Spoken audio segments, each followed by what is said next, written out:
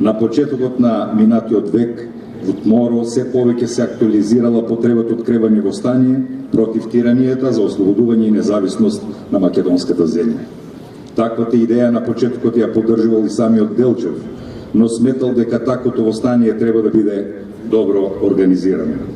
Тој категорично го отворил решението за кревање востание, донесено на Солунскиот конгрес одржан во 1903 година, сметајќи дека таквото востание би било предпремено и осудено на пропаст.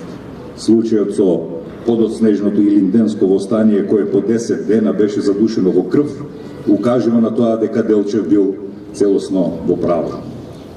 Со намера да го спречи кревањето на востание, Гоце Делчев одлучил да пропатува низ земјата за да ги разубеди членовите на организацијата и со повлекување на донесеното решение да ги отпрати од таквата намера.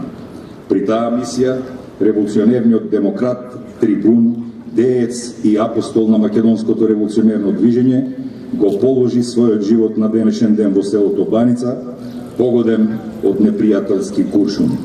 Тој настан од пред 116 години и ден денес е причина за тагување, но и причина за честување.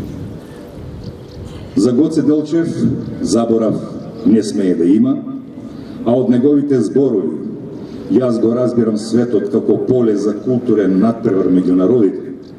Како ние, така и сите идни македонци треба многу да учиме. Ви благодарам.